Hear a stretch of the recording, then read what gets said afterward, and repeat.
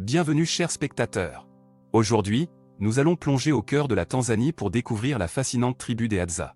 Ce peuple unique vit encore de la chasse et de la cueillette, une tradition millénaire qui les distingue des autres sociétés modernes.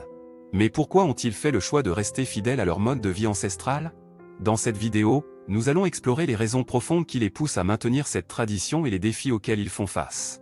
Vous ne voudrez pas manquer une telle immersion dans la vie de cette tribu extraordinaire.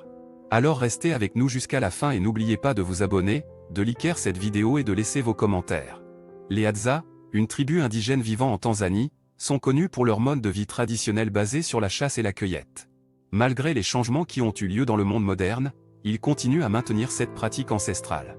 Mais pourquoi ont-ils choisi de vivre de cette façon? Qu'est-ce qui les pousse à rejeter les modes de vie plus contemporains et à préserver leur culture unique? Pour comprendre leur choix, il est essentiel de plonger dans l'histoire des Hadza et de leur relation avec la nature. Depuis des milliers d'années, ces chasseurs-cueilleurs ont développé une profonde connexion avec leur environnement. Ils ont appris à observer la nature, à comprendre les cycles de vie des plantes et des animaux, et à s'adapter à leur habitat pour survivre. Pour les Hadza, la chasse et la cueillette représentent bien plus qu'un moyen de subsistance. C'est un mode de vie en harmonie avec la nature et une manière de perpétuer leur tradition et leur identité culturelle. Ils considèrent la terre comme leur mère nourricière, et en retour, ils la respectent et la préservent.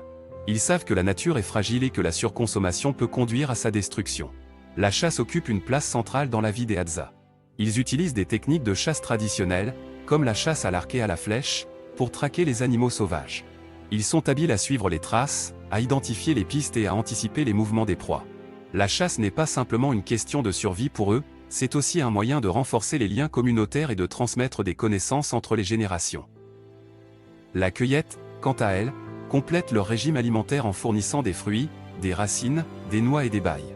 Les Hadza savent quels sont les aliments comestibles, quels sont les endroits où les trouver et comment les récolter de manière durable. Ils connaissent également les plantes médicinales et les utilisent pour soigner les maladies et les blessures. Malgré les avantages de leur mode de vie traditionnel, les Hadza ne sont pas étrangers aux influences extérieures. Le tourisme, la pression démographique et la conversion des terres en fermes agricoles menacent leur mode de vie et leur habitat naturel. Cependant, ils résistent à ces changements et continuent à vivre selon leurs propres valeurs et croyances. Les Hadza ont fait le choix de préserver leur mode de vie traditionnel parce qu'il est en accord avec leurs convictions profondes. Ils croient fermement en l'importance de la nature, de la communauté et de la durabilité. Pour eux, la chasse et la cueillette sont des pratiques qui font partie intégrante de leur identité en tant que peuple. Alors que le monde moderne poursuit son développement rapide, les Hadza nous rappellent l'importance de préserver nos liens avec la nature et de respecter nos traditions. Leur histoire est une leçon précieuse sur la valeur de la durabilité, de la communauté et de l'harmonie avec notre environnement. Dans les prochaines parties de cet article, nous explorerons plus en détail la vie quotidienne des Hadza, leur organisation sociale, leurs croyances et leur avenir. Restez à l'écoute pour découvrir ces fascinantes facettes de la tribu des Hadza en Tanzanie.